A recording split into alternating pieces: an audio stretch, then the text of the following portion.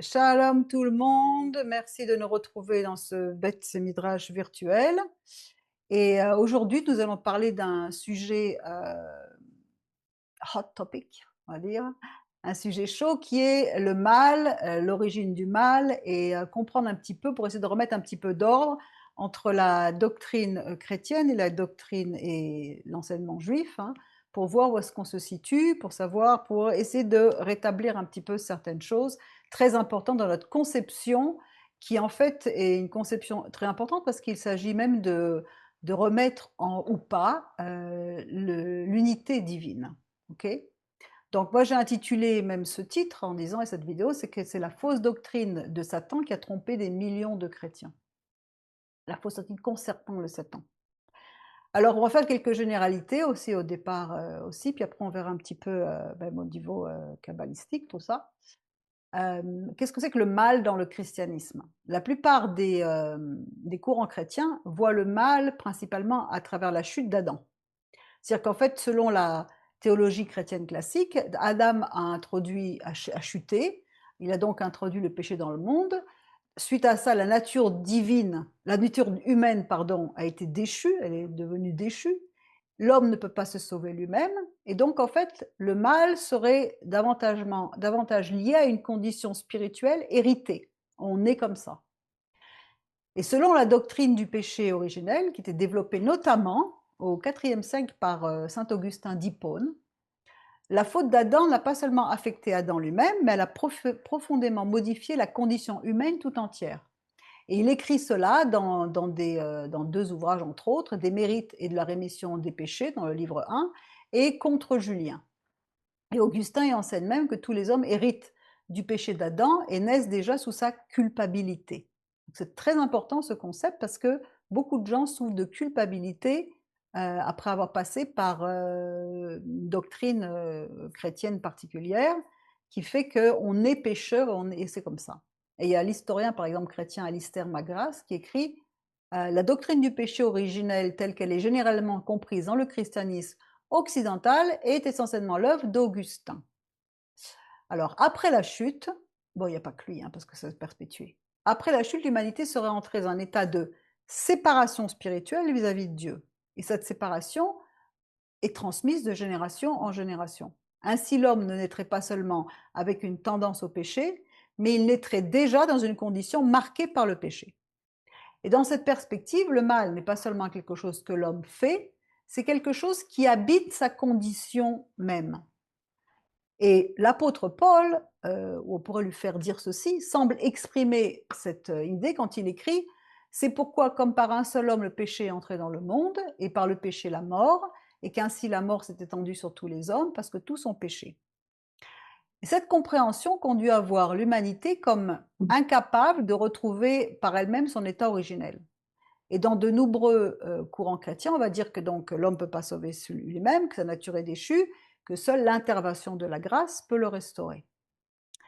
Et concernant le Satan, dans de nombreuses traditions chrétiennes également, il joue un rôle central comme étant l'adversaire de Dieu, tentateur de l'humanité. Et bien qu'il reste une créature, même dans le christianisme, il reste une créature, c'est bien clair, et non l'égal de Dieu, la lutte entre le royaume de Dieu et les forces du mal occupe une place très importante dans le récit chrétien. Et la réponse à tout cela, c'est la rédemption par le Messie, par Jésus. Donc selon le christianisme, le péché sépare l'homme de Dieu, la mort et la résurrection du Messie réparent cette séparation, et la grâce divine permet à l'homme d'être sauvé et restauré. Mais une autre conséquence importante de la doctrine chrétienne classique, qui concerne la manière dont est comprise la lutte spirituelle. C'est-à-dire que dans de nombreux courants chrétiens, la vie spirituelle est souvent décrite comme une guerre permanente entre deux camps. C'est-à-dire qu'il va y avoir Dieu et ses anges, Satan et ses démons. Et le croyant est invité à se considérer comme engagé dans un combat spirituel quotidien contre les forces du mal. Et cette vision s'appuie notamment encore sur un passage interprété de cette façon-là du Nouveau Testament. Revêtez-vous de toutes les armes de Dieu afin de pouvoir tenir ferme contre les ruses du diable, dans Éphésiens 6. Ou encore, votre adversaire le diable rôde comme un lion rugissant, cherchant qui il va dévorer, 1 Pierre 5. Donc, dans cette perspective, les tentations, certaines souffrances, même les attaques spirituelles, voire même les maladies ou les difficultés sont interprétées comme l'action directe de Satan ou de ses esprits, ses démons. Et donc, on trouve dans le vocabulaire chrétien, l'ennemi attaque, le combat spirituel, l'ennemi tente, l'ennemi détruit, il cherche à faire tomber, à faire chuter le croyant, il cherche à empêcher l'œuvre de Dieu. Et cette approche, elle est particulièrement développée dans les mouvements évangéliques et pentecôtistes modernes. Pas seulement, mais particulièrement aussi.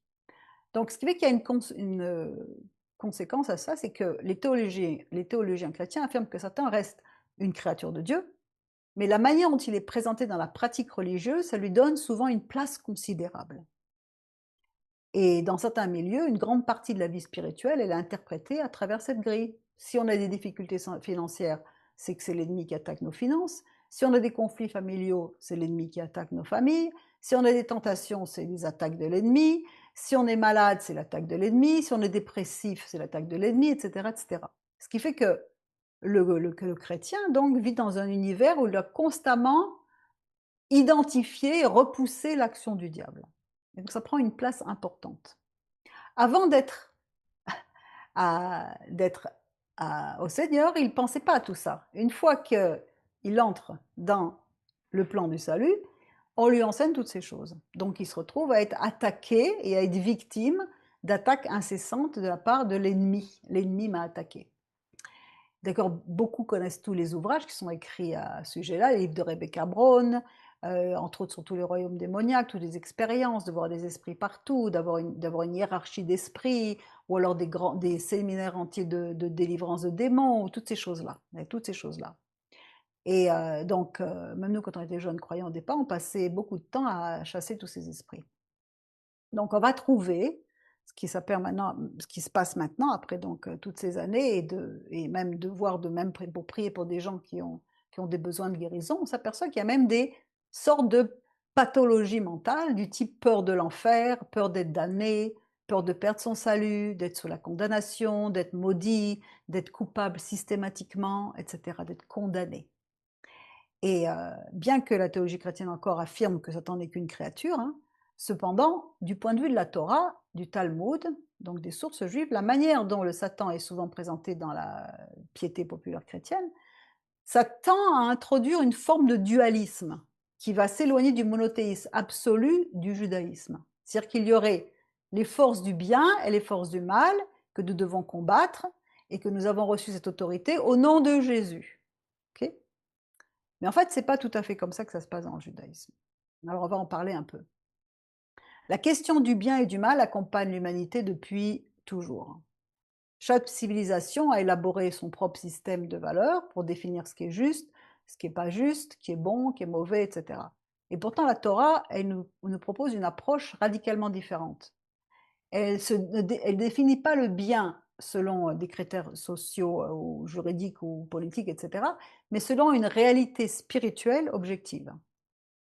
Dans le récit de la création, le mot Tov, bon, tous les premiers chapitres, apparaît à plusieurs reprises, alors que le mot mal, Ra, est pratiquement absent. En fait, cette observation, elle soulève une question. Si Dieu a créé un monde entièrement bon, d'où vient le mal que nous voyons chaque jour? Le mot Tov, dans la Torah, il signifie pas seulement agréable ou moralement bon, mais le Maharal de Prague explique que le mot Tov désigne ce qui mérite l'existence parce qu'il est en harmonie avec la volonté divine. Alors, la Torah affirme, elle dit, Dieu vit que cela était bon, cette réalité donc, elle possède une place légitime dans l'ordre de la création. Dans le Maharal, dans Der Haïm, il écrit que toute créature a été créée parce qu'elle porte en elle une dimension de Tov qui justifie son existence. Et cette idée rejoint le Zohar. Le Zohar nous dit « Tout ce qui procède du Saint béni soit-il est parfait dans sa racine ».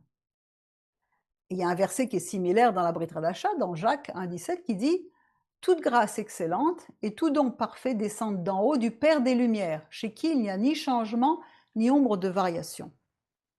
Donc pourquoi est-ce que le mal n'apparaît pas dans Bereshit? Il apparaît une fois au moins à propos de l'arbre de la connaissance du bien et du mal. Dans Genèse 2,9, il dit « L'Éternel fit pousser du sol des arbres de toute espèce, agréables à voir et bons à manger, et l'arbre de vie au milieu du jardin, et l'arbre de la connaissance du bien et du mal. Mal, ra, tov, vera. » Et le Midrash nous dit, dans Bereshit Rabbah, que Dieu ne créa rien de mauvais dans son monde. Donc, cette affirmation, donc s'il a créé rien de mauvais, pourquoi est-ce qu'on voit apparaître l'arbre de la connaissance du bien et du mal? Cette affirmation ne signifie pas que le mal n'existe pas, mais qu'il ne possède pas de réalité autonome. Ça, c'est un point important. Autonome, par lui-même. Il y a 4 vérités fondamentales qu'on enseigne tout au long de l'année de l'école Or HaNeshama. Les vérités absolues qui sont à la base de la vision correcte de la réalité. C'est-à-dire, premièrement, il y a un créateur du monde. Il a créé, il a tout fait. Deuxièmement, il a fait, il fait et il fera tout. Troisièmement, il est bon et bienveillant.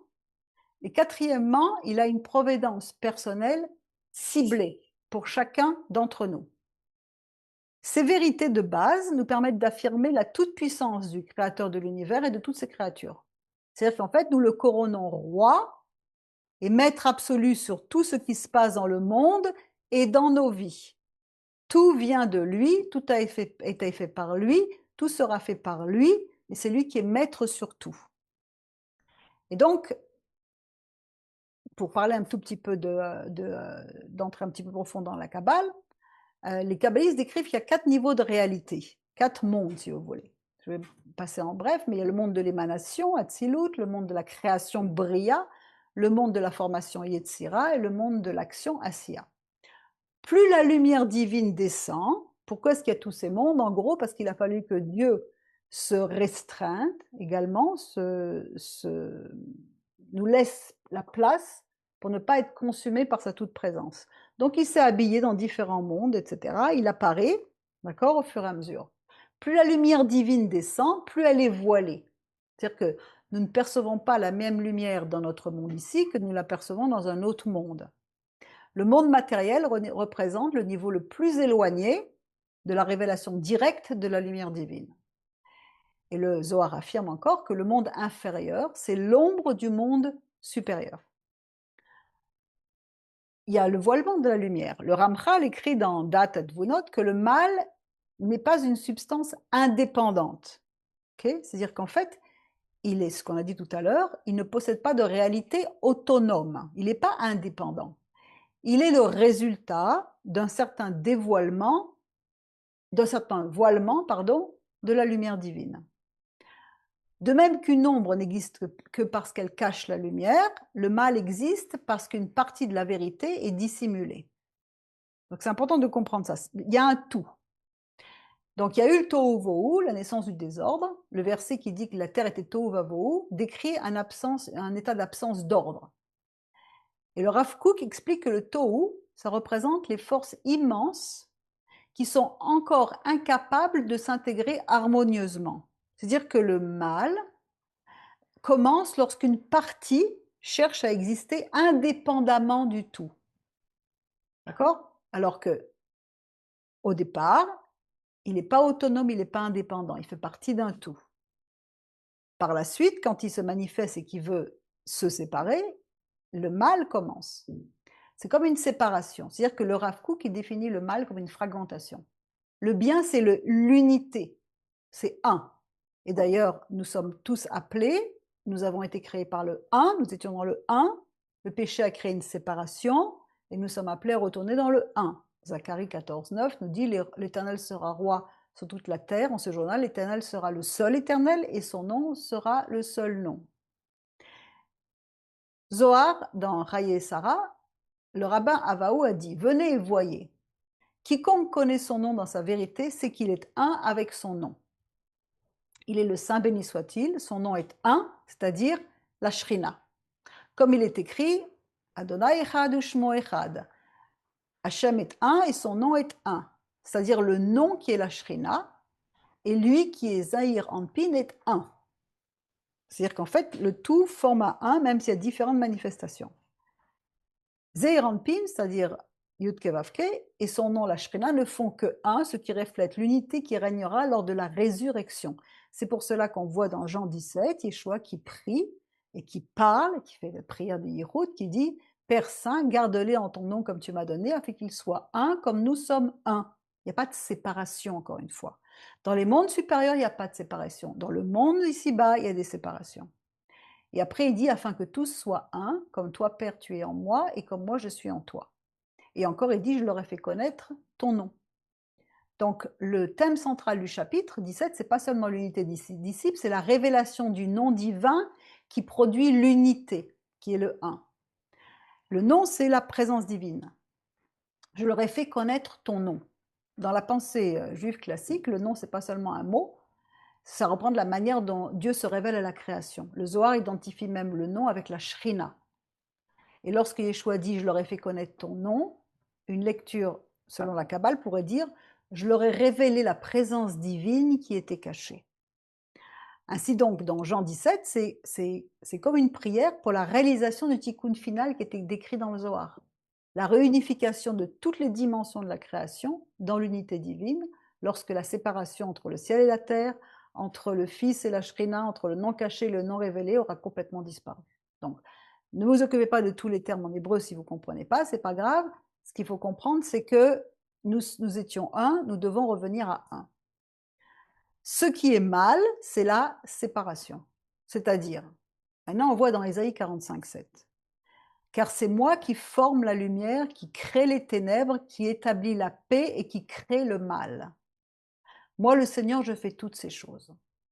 Yotzer Or, Yotzer, c'est le monde de Yetzira, la formation, ou Boré Rocher, c'est le monde de Bria, Ose Shalom, Asiya, ve Boré Ra, du monde de Bria, Ra, le mauvais, Vani Adonai Ose Kolele.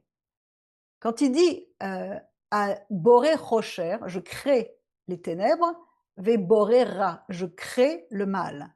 C'est-à-dire qu'en fait, il n'a pas créé un monde mauvais, d'accord? Puisqu'on dit que tout est bon, puisqu'on voit que au début de la création, tout était tov, tout était bon.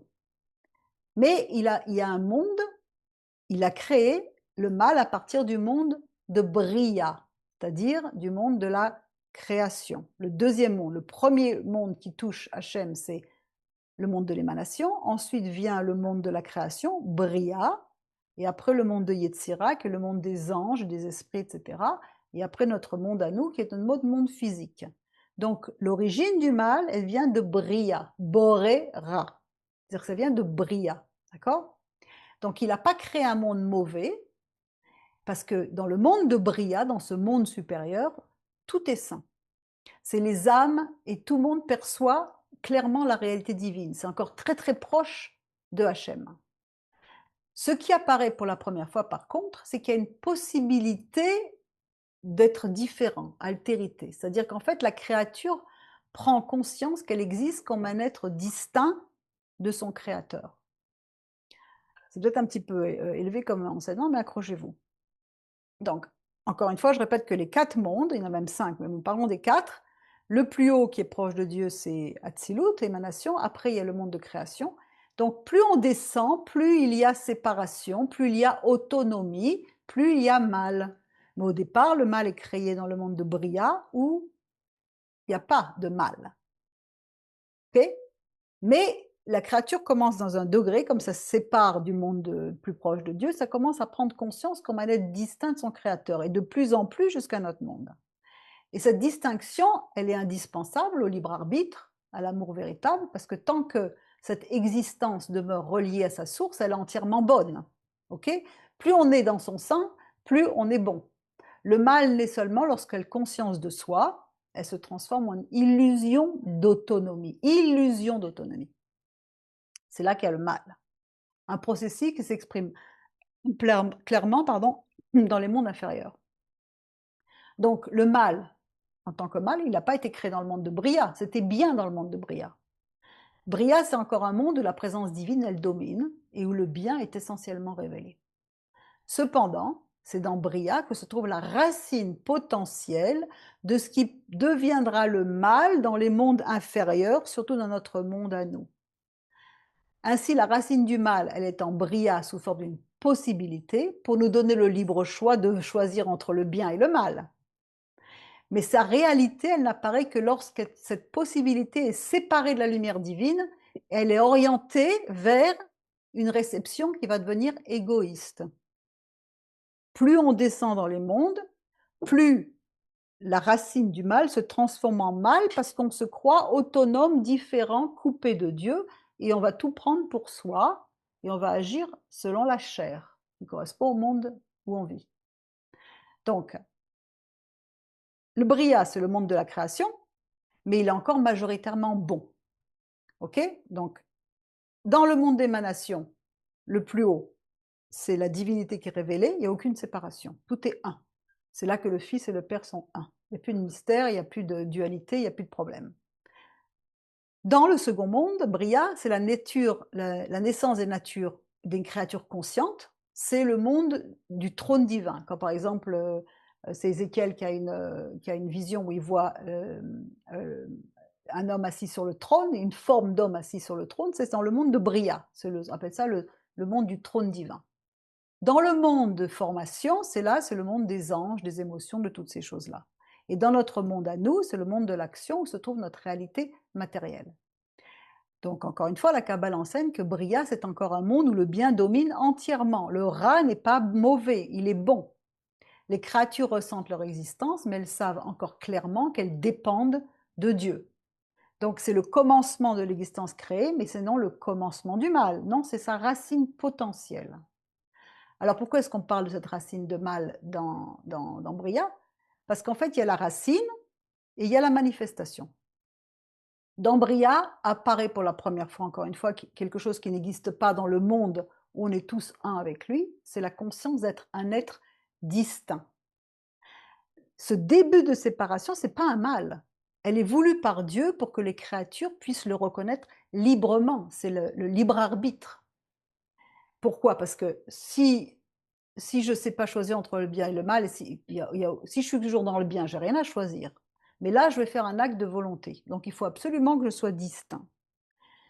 Mais ce problème, c'est que cette distinction, ce je suis différent, ça va y avoir deux directions.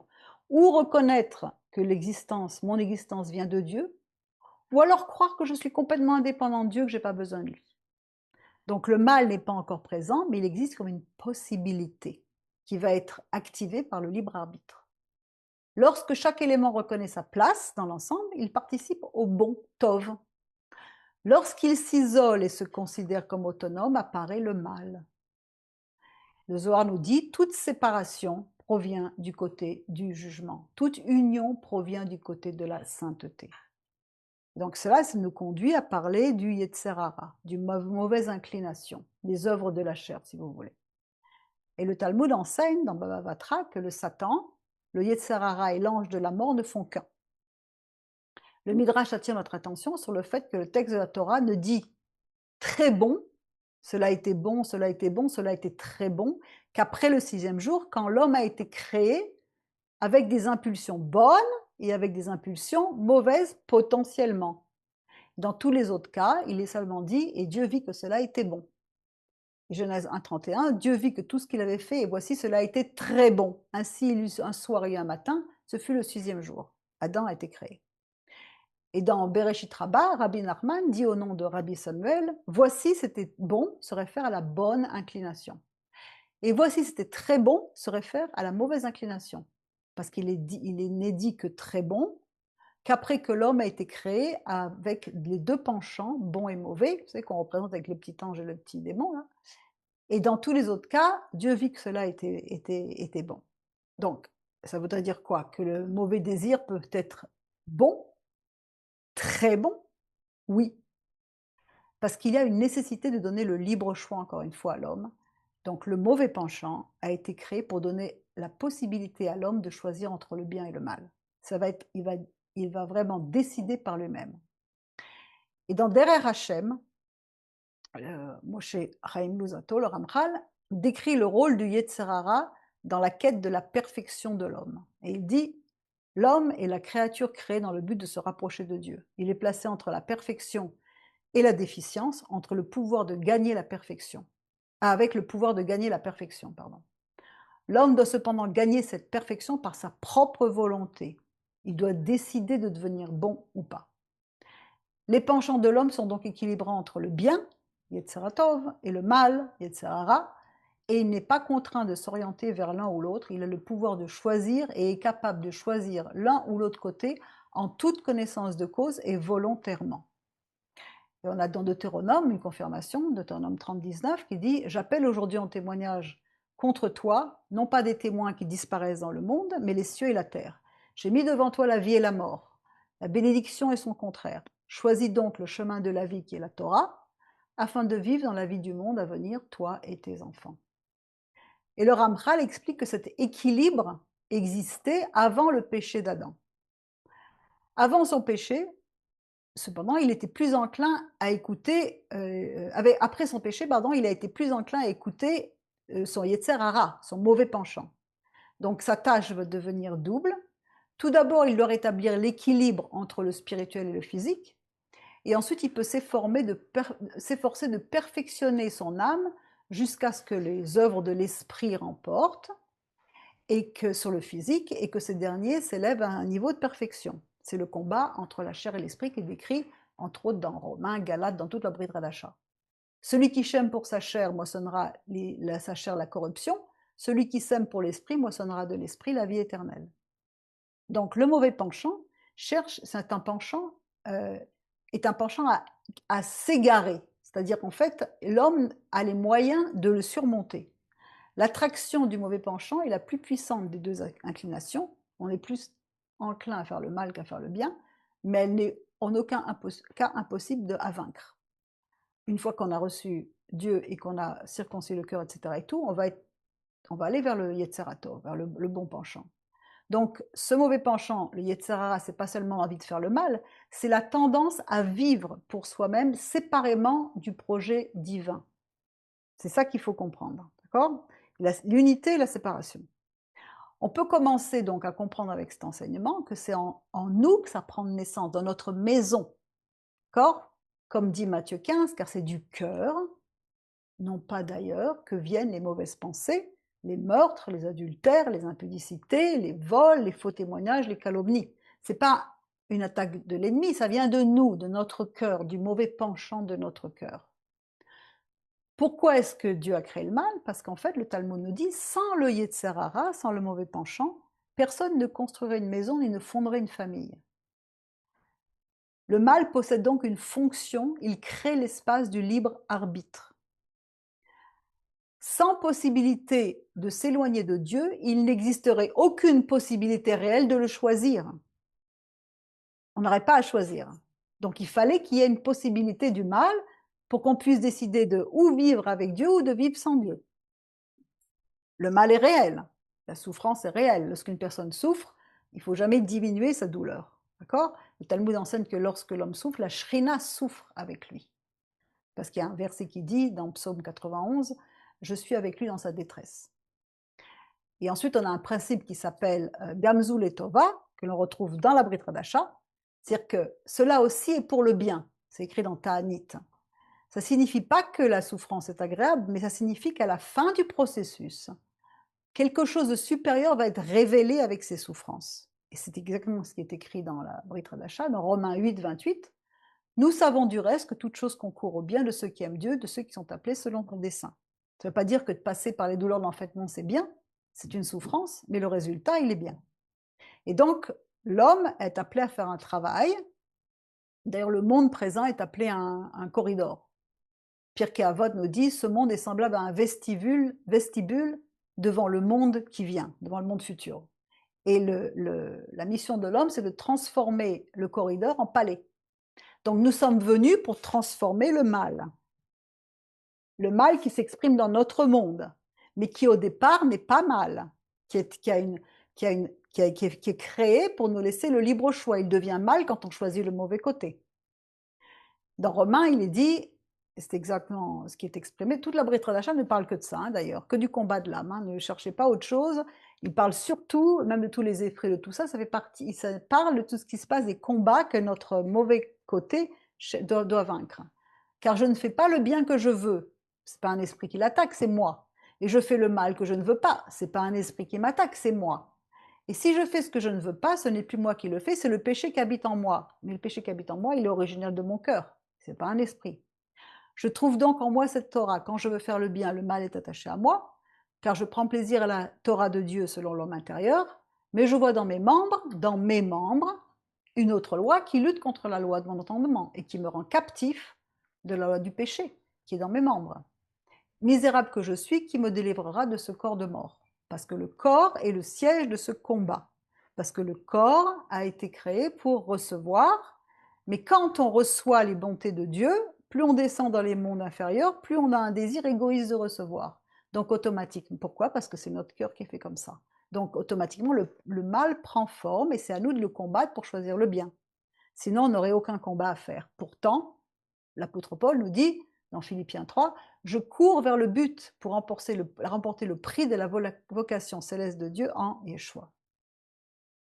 Une personne est en lutte constante avec son mauvais côté par nécessité, afin de le surmonter, en choisissant le bien, en faisant ce que Dieu demande.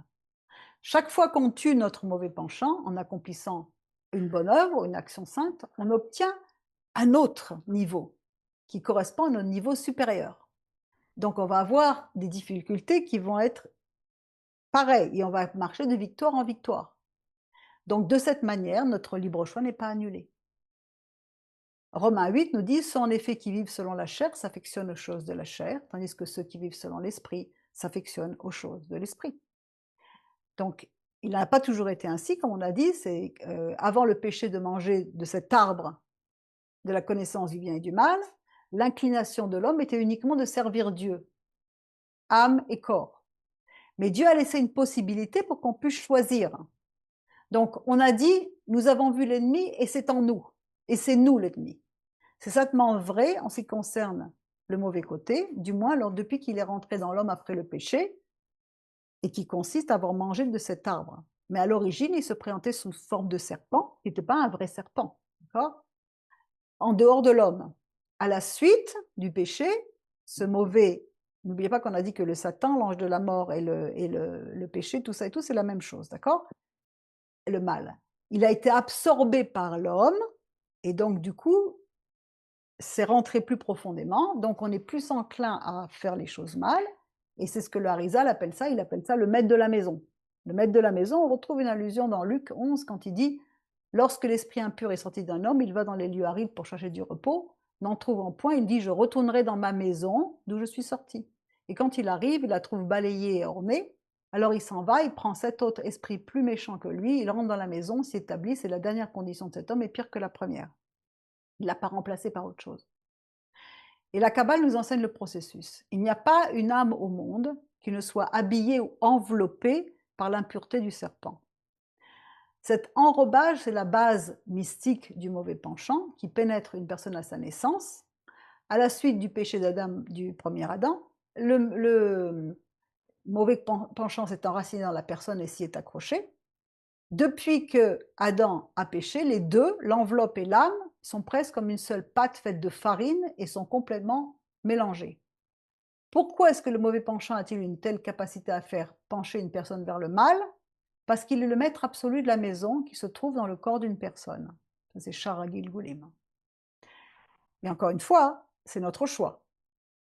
C'est pas que nous sommes condamnés à être perdus, c'est notre choix. Mais nous devons comprendre la source du mal, ce mal qui vient du désir de recevoir, égoïstement. C'est ça qui est l'essence de tout. On a tous été créés pour recevoir, on ne peut pas y échapper. Et c'est bien de recevoir, mais à condition qu'on transforme ce désir de recevoir pour pouvoir partager, pour redevenir un. Qu'est-ce qu'on fait nous? On reçoit dans un but égoïste. Et ce n'est que quand on reçoit pour transformer en bien qu'à ce moment-là, on peut recevoir les bontés que Dieu peut nous donner. Ce désir de recevoir, donc, il doit être transformé. Si c'était le cas, les hommes seraient en permanence séparés de leur Créateur, puisqu'elles sont dans un désir égoïste, et Dieu est pur don, donc c'est pas possible. Comme les deux sont opposés, l'un désire recevoir et l'autre désire donner, ils ne peuvent pas s'unir. Afin de remédier à cette séparation, ils ne peuvent pas s'unir parce qu'ils ne sont pas en similitude de forme, d'accord? Donc si je veux te donner et que tu veux recevoir, tu vas recevoir, mais tu vas prendre pour toi égoïste, et moi je vais continuer à donner, il n'y aura pas d'échange, il n'y aura pas d'unité. Afin de remédier à cette séparation, Dieu a créé les deux systèmes, c'est-à-dire le bien et le mal, le Yetzirah Tov, le Yetzer Hara. Donc, et ça, c'est une distinction importante parce qu'en fait, dans une partie de la théologie chrétienne classique, la chute, elle, entraîne une corruption profonde de la nature humaine. Mais dans la Kabbale, non, c'est pas ça. La chute entraîne un voilement. C'est-à-dire qu'en fait, c'est pas la même chose. C'est pas l'essence de l'âme qui est corrompue, c'est que d'un seul coup, il y a comme un voile qui est là. L'image d'ailleurs qui est souvent utilisée, c'est celle d'un soleil qui est caché par les nuages. Le soleil n'a pas disparu, la lumière de Dieu n'a pas disparu, mais sa lumière n'est plus perçue clairement. Ainsi donc, après la faute d'Adam, l'image divine, l'homme créé à l'image de Dieu reste. L'âme demeure, la neshama, le libre arbitre demeure, et la possibilité du retour vers Dieu demeure. Ce qui a changé, c'est que la lumière est devenue plus difficile à percevoir. Donc nous, dans notre monde, on peut ne pas voir Dieu du tout. Pourquoi c'est important? Parce qu'en fait, cette divergence, elle influence énormément toute la compréhension du salut. Pour le salut, pour les chrétiens, c'est on va au paradis ou on va en enfer. Et c'est pas comme ça dans le judaïsme. Le prophète Ézéchiel nous dit, l'âme qui pêche est elle qui mourra. Le fils ne portera pas la faute du père. Les sages voient dans ce verset une affirmation du principe de responsabilité personnelle. C'est-à-dire que chaque génération reçoit son propre libre arbitre. Chaque individu possède la capacité de choisir le bien ou le mal. Et pour la Kabbale, Adam n'a pas transmis une culpabilité héréditaire, une condamnation héréditaire, une damnation héréditaire. Il a introduit un mélange de bien et de mal dans la réalité humaine. C'est-à-dire qu'il y a des choses qui sont voilées. Avant la faute, les deux étaient séparés. Après la faute, ils deviennent entremêlés. Le travail de l'humanité, ça consiste alors à effectuer le birour, c'est-à-dire la séparation du bien et du mal, avec la parole de Dieu qui tranche, comme c'est écrit dans Hébreu. Le problème, c'est donc pas que l'homme serait intrinsèquement mauvais, pas du tout. Le problème, c'est que le bien et le mal sont désormais mélangés à l'intérieur de lui. Ce qui explique par exemple tout ce qu'on fait dans les groupes de guérison, où on distingue entre les bonnes émotions et les mauvaises émotions, les fausses mauvaises émotions qui sont basées sur des mensonges. Toute la Torah, toutes les mitzvot et le tikkun ont pour objectif de restaurer progressivement la clarté originelle. Ainsi, là où une partie du christianisme, elle voit une humanité qui est fondamentalement déchue, qui a besoin d'être sauvée d'une condition héritée, la Kabbale, elle voit une humanité voilée, blessée, fragmentée, mais dont l'étincelle divine demeure intacte et attend d'être dévoilée. Même après la faute d'Adam, l'homme continue à être appelé à l'image de Dieu. Les sages d'Israël n'enseigneront jamais que l'homme est devenu totalement corrompu. Et le Talmud affirme, par contre, que tout est entre les mains du ciel, sauf la crainte du ciel. Ce qui nous donne que l'homme peut choisir entre le bien et le mal. Même lorsqu'il tombe, il a toujours une étincelle divine. Regardez le Gadérénien, il est investi de millions de légions. Il a toujours une étincelle divine qui le fait courir vers Yeshua lorsque Yeshua traverse le lac pour aller de l'autre côté, c'est-à-dire dans la Sitra Achra, dans le mauvais côté, il va pour le chercher. Parce il sait qu'il y a une étincelle à récupérer. Et le Zohar enseigne que l'âme provient des mondes supérieurs et reste fondamentalement pure. L'âme donnée à l'homme est pure, nous dit le Zohar. C'est ce qu'on dit le matin quand on se réveille. Pourquoi cette différence est importante? Parce que cette divergence, elle influe toute la compréhension du salut. Dans de nombreux courants chrétiens, l'homme ne peut pas se sauver lui-même. Sa nature est déchue. Seule l'intervention de la grâce peut restaurer, comme on a vu au début. Dans la pensée juive classique, Dieu donne toujours à l'homme la possibilité de revenir. La teshuva est toujours possible et l'âme n'est jamais totalement coupée de sa source. Elle n'est jamais coupée de sa source, jamais coupée de Dieu. Tant qu'elle respire, il y a une neshama. C'est lié avec le mot neshima, respiration. Et dans une grande partie de la théologie chrétienne encore, le monde est souvent représenté comme une champ de bataille entre deux royaumes, le royaume de Dieu, le royaume de Satan. Dieu est responsable du bien, Satan est responsable du mal. Donc même si la théologie chrétienne affirme encore une fois que Satan n'est qu'une créature, la manière dont il est présenté lui confère un statut de presque divin. Lorsque survient une catastrophe, une maladie, une tentation, c'est Satan qui agit. Mais du point de vue juif, c'est pas ça. Si Satan procède une volonté indépendante capable de contrecarrer le plan divin, alors l'unité absolue de Dieu est atteinte. Et ça, c'est de l'idolâtrie. On n'a pas le droit de penser comme ça. Tout est sous le contrôle de Dieu. Regardez le livre de Job. Satan vient demander permission avant de faire quoi que ce soit. Et il reçoit des ordres bien précis qu'il va exécuter à la lettre. Il ne fait pas ce qu'il veut, sinon ça ferait longtemps qu'on serait tous complètement écrabouillés. Lorsqu'on lit dans le Tanakh, justement, il ne fait rien sans autorisation, il reçoit une mission, il fait selon les limites fixées par Dieu, il ressemble davantage à un procureur qu'à un ennemi indépendant. Et d'ailleurs, le mot Satan, ça veut dire adversaire, accusateur, obstacle, procureur. C'est plutôt une fonction plutôt qu'un nom. Et donc, sa première manifestation apparaît dans le serpent. Le serpent ne pousse pas Adam à commettre simplement une faute morale. Il lui dit, vous serez comme Dieu. C'est-à-dire que le problème, ce n'est pas la connaissance, c'est l'illusion de l'autonomie, être indépendant de Dieu. C'est là où le mal commence à se matérialiser. Il introduit la conscience de la séparation. Moi, je suis au nom de Jésus, je vais lutter contre les puissances et les dominations. Alors on dit, mais si, j'ai le nom de Jésus, mais c'est sans Dieu, sans rien. Et combien de fois ça arrive, combien de fois on a des témoignages, où quand on le fait, ce n'est pas exactement les résultats qu'on attend. Pourquoi? Parce que la conception, elle est fausse. Le serpent, il a introduit cette conscience de séparation. Il suggère que l'homme peut exister indépendamment du Créateur. L'homme est obligé de se défendre et il faut qu'il lutte avec le nom de Jésus pour se protéger. C'est encore une fois de sortir de la protection divine, de la conception. C'est ce qu'on appelle la racine du mal. Et le Zohar décrit Satan comme appartenant au domaine du jugement, des dînes. C'est-à-dire qu'il n'agit jamais de lui-même, jamais.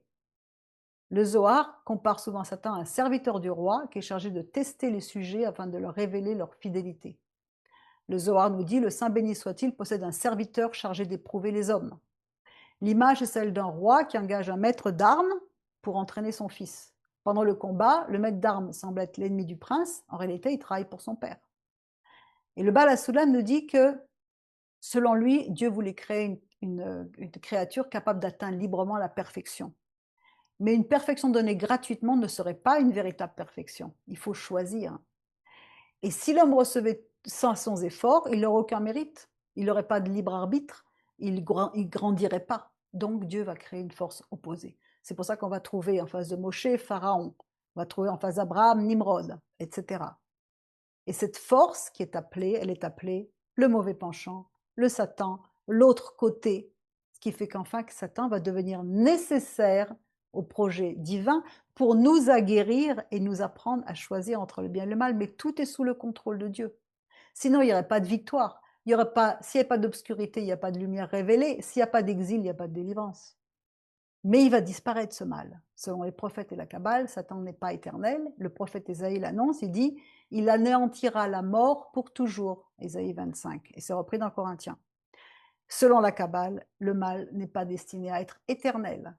Il sera progressivement absorbé dans une révélation plus élevée de l'unité divine. En ce jour-là, l'Éternel sera un et son nom sera un. C'est pour ça que la valeur numérique de serpent, Nahash, c'est la même que Messie, Mashiach, 358, parce que tout va être retransformé dans le un et le mal reprendra sa juste place dans le bien. Et puisque le Talmud identifie Satan à l'ange de la mort, ça signifie qu'à la fin du Tikkun, Satan aura achevé sa mission. Et le Zohar encore enseigne, on ne peut pas faire sans le Zohar. On ne peut pas parler de tous ces jeux-là sans le Zohar. Ce n'est pas possible. Donc, si vous n'êtes pas encore sûr sur la Kabbale, allez regarder la vidéo sur la Kabbale, si elle est biblique ou pas. Et le Zohar enseigne que lorsque l'unité divine sera pleinement révélée, les forces de séparation, de division disparaîtront d'elles-mêmes, comme l'obscurité disparaît quand le soleil se lève. Et donc, le Satan ne sera pas détruit comme un ennemi vaincu, mais il va être simplement, il va cesser d'être nécessaire. Comme un professeur qui quitte la salle d'examen quand c'est fini, comme un échafaudage qu'on enlève quand le bâtiment est terminé.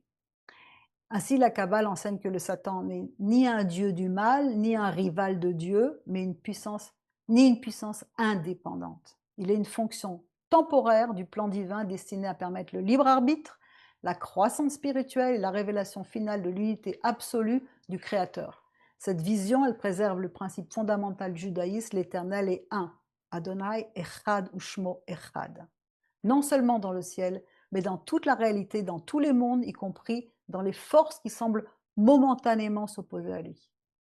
Encore une fois, si on reprend les vérités absolues, on va terminer bientôt, de la réalité, les vérités absolues qui sont la base de la correcte de la réalité, il y a un créateur du monde, il a fait, il fera tout ce qui nous arrive, c'est lui qui est là, c'est tout qui fait. Il est bon et bienveillant, il a une providence personnelle ciblée, il organise des choses dans notre vie pour qu'on puisse avancer vers cette perfection. Et ces vérités nous permettent d'affirmer la toute-puissance du Créateur de l'univers et de toutes ses créatures. On le couronne roi, maître absolu sur tout ce qui se passe dans notre vie. Alors pour conclure, le bien, c'est pas seulement ce qui nous apparaît agréable, le bien, c'est l'harmonie de toute chose avec la source divine. Le mal n'est pas une force indépendante qui rivalise avec Dieu, il est une dissimulation temporaire de cette harmonie. Et toute l'histoire humaine, c'est le processus par lequel le monde du voilement devient progressivement le monde de la révélation, du dévoilement. Comme les sages l'enseignent, le Saint béni soit-il n'a créé son monde que pour révéler sa gloire. Cette révélation finale, c'est le véritable sens du mot Tov qui est annoncé dès les premiers versets de Bereshit. Alors la question est-ce que le Kadosh Baruch Hu, Hachem, est le maître absolu dans tous les domaines de votre vie, ou est-ce que vous êtes encore dans certains domaines sous la coupe d'une autre entité indépendante de Dieu, que vous devez combattre sans fin, et dans ce combat, vous ne trouvez pas souvent la paix. Quand on comprend que Dieu est un et que son nom est un, que tout ce qui permet, tout ce qui se passe, c'est lui qui le permet, alors on peut dormir tranquillement, on sait qu'il est là, il est en charge de tout, on n'a pas besoin d'avoir peur de quoi que ce soit, ni de l'enfer, ni de ses démons.